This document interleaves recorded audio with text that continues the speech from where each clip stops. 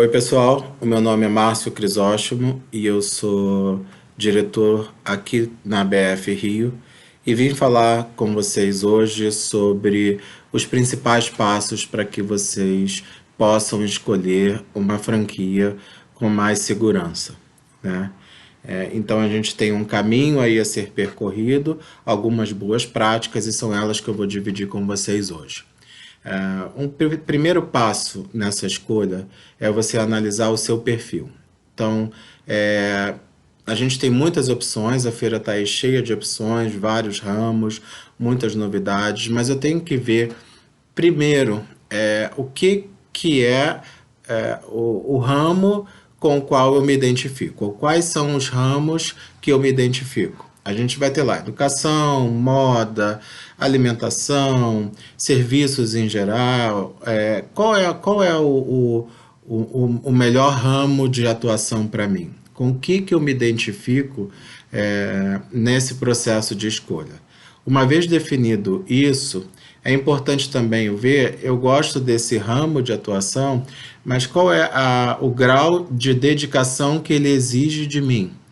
E isso está dentro da análise do seu perfil, porque você vai ter um negócio que vai exigir mais ou menos a sua participação e você vai ter que decidir se você está também disposto a investir o seu tempo e a sua dedicação naquela proporção que o negócio exige. Tá? Um segundo passo que a gente tem que fazer na escolha de uma franquia é avaliar o mercado. Então, qual é o mercado que eu estou entrando? Qual é o tamanho desse mercado que existe hoje? Qual é o potencial dele para o futuro, para o médio e longo prazo? Ele é um mercado em ascensão, ele é um mercado que está crescendo, ou ele é um mercado que está sofrendo e está diminuindo e que talvez ele passe por transformações nos próximos anos. Então isso tudo tem que estar previsto nesse processo, porque um contrato de franquia ele é um contrato de longo prazo, né? Hoje em dia, quando a gente fala de 5 anos, a gente já está falando num período relativamente grande e muitas vezes um primeiro contrato de 5 anos, mas ele tem uma duração muito longa e a gente espera que seja, né, muitas vezes um contrato por uma duração de uma vida. Então, as decisões e as avaliações desse mercado no médio e no longo prazo têm que ser feitas com bastante cuidado, né? E quando eu olho para esse mercado, eu estou olhando também para os competidores que existem. É um mercado pouco competitivo, muito competitivo, isso joga a favor ou contra da minha decisão, né? Olhando ainda para a avaliação no mercado, entra também até o ponto que você vai escolher para operar a franquia. Então, essa praça, esse estado, esse município, a rua, o shopping, esse ponto exatamente, como que eu posso avaliar esse ponto diante de uma visão macro de mercado que eu estou entrando, né? Então, quem está ali próximo que vai competir comigo, qual é o meu público-alvo e a sua franqueadora ou futura franqueadora deve te ajudar com esse processo de avaliação, porque as franqueadoras têm todo o know-how para poder fazer esse trabalho junto com você, tá? Um terceiro ponto a ser considerado é o tamanho da franquia. O tamanho da franquia ele deve ser proporcional ao investimento que você está disposto a fazer.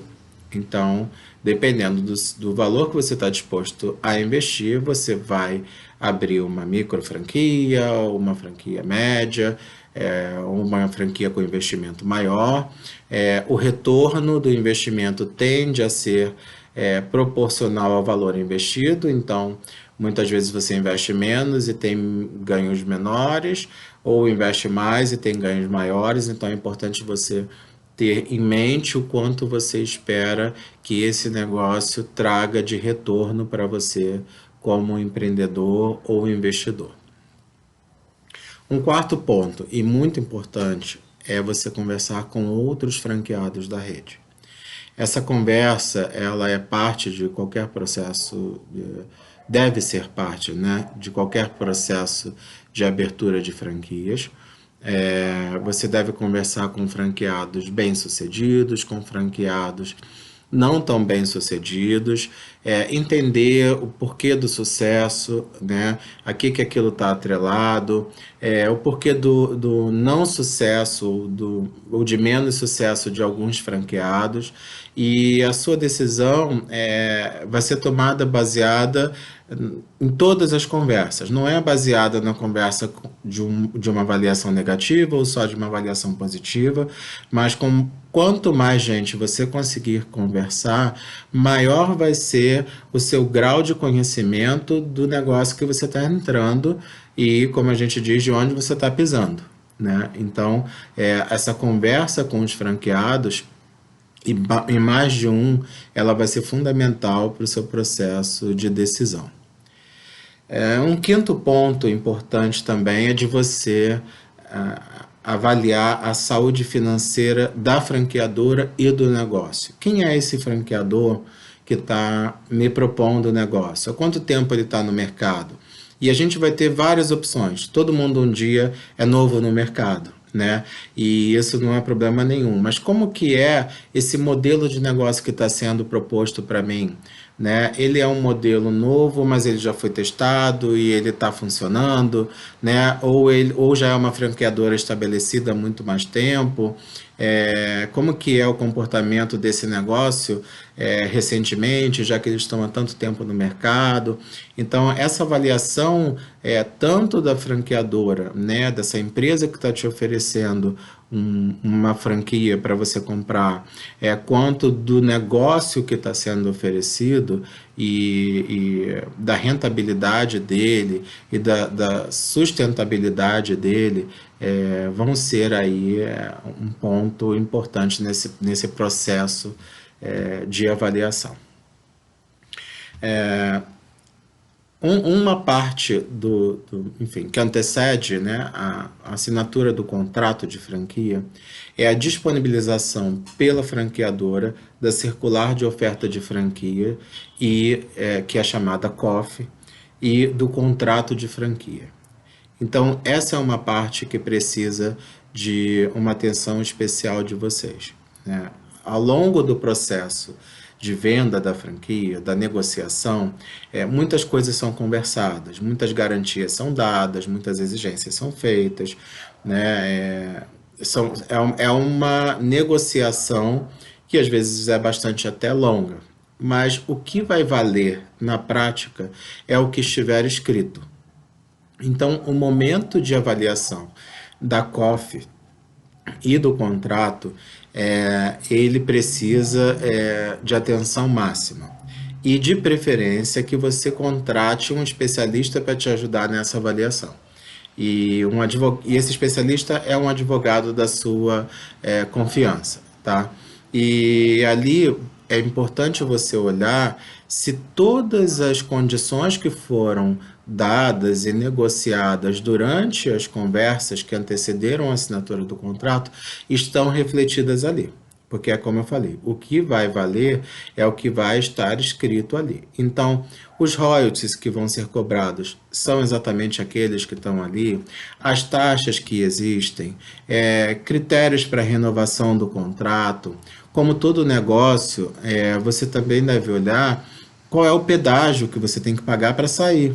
É óbvio que ninguém abre um negócio, né? Eu falei lá no início que muitas vezes e o ideal é que a gente abra um negócio para a vida toda, né? Mas a gente sabe que a vida é cheia de imprevistos. E caso você precise encerrar esse contrato antes do término da vigência dele, né? Qual é o pedágio que você tem que pagar para sair desse negócio? E aí você vai avaliar se você está de acordo com aquilo para seguir em frente, né? Muitas vezes, nessa fase, é importante, após essa avaliação, marcar uma nova conversa com a franqueadora porque a simples leitura do contrato às vezes é muito fria, mas quando você conversa com a franqueadora, tira suas dúvidas, as coisas, as cláusulas ficam mais claras e isso ajuda muito na compreensão do que está ali escrito, né? E um último ponto que também pode parecer um pouco óbvio, mas é importante lembrar, é que a assinatura do contrato não deve ser feita sob pressão. Ela tem um tempo ótimo, como qualquer negócio que a gente faz, né, para acontecer. Muitas vezes você tem uma condição especial para fechar aquele contrato naquele mês, naquele ano, né, naquele período, e é uma condição imperdível, mas você tem que avaliar se isso não vai comprometer o negócio depois que você assinar. Se a sua pressa vai trazer prejuízos futuros, né? Então, muitas vezes é melhor ir mais devagar, negociar um prazo melhor para que esse contrato seja assinado, mas que você possa ter passado por todos esses passos que eu falei aqui anteriormente para tomar a melhor decisão. Porque a assinatura do contrato, ela vai ser definitiva ali, né? E muitas vezes as nossas escolhas de abrir uma franquia, elas estão muito carregadas de emoção.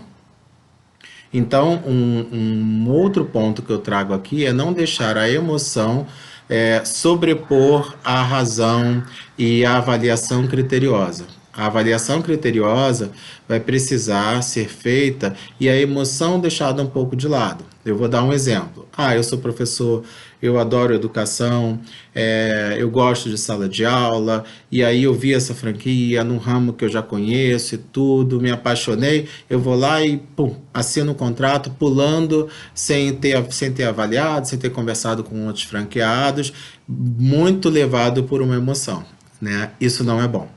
Tá? Então, não é fácil às vezes, e é ótimo que a gente escolha coisas que a gente gosta de fazer, né? Esse é o ideal, mas esse é o momento da gente agir aí com mais cautela para poder ter mais segurança à frente. E um contrato bem assinado, certamente ele vai ser muito bom tanto para você como um empreendedor, quanto para o franqueador também, né? As coisas vão estar muito transparentes e muito claras, e esse é o início, o melhor início de um negócio. A melhor forma de começar um negócio é com toda a transparência e tranquilidade para a tomada da decisão. Tá? Então, eu falei aqui com vocês hoje sobre os principais passos no processo de escolha de uma franquia. Eu falei sobre a análise do seu perfil, com qual ramo você se identifica, e isso é importante, a gente fazer o que gosta, o que acredita. A avaliação do mercado, é um mercado que se sustenta, que está estável, que está instável, que passa por transformações, e como que vai ser o futuro desse mercado. A escolha do tamanho da franquia, que proporcional a quanto você está disposto a investir, e que isso vai afetar também no retorno que você vai ter, para que as expectativas também de retorno estejam bem calibradas. A conversa com outros franqueados para entender qual é a saúde, né, dessa rede e quais são os desafios, porque todas vão ter, e quais são os pontos positivos para ajudar na decisão. A entender também a saúde financeira da franqueadora e do negócio. Então, quem é essa empresa que está me propondo o negócio, e que negócio é esse, né? Que modelo de negócio é esse? A análise do contrato de franquia e da COF, de preferência com a ajuda de um especialista, para que não fiquem dúvidas e para que tudo que foi negociado e acordado, né, na parte de conversas que antecede a assinatura esteja refletido no contrato. E, por último, ter bastante cautela, cuidado, óbvio, agindo no melhor tempo possível, no melhor timing possível, mas tendo sim a cautela de que, uma vez assinado o contrato, aquilo não vai ser alterado. Então, agir dentro do melhor prazo, sem deixar que qualquer pressão ou emoção influencie aí para que seja assinado um contrato às pressas, tá? Essas são as principais dicas, espero que eu possa ter ajudado vocês e um abraço para todo mundo.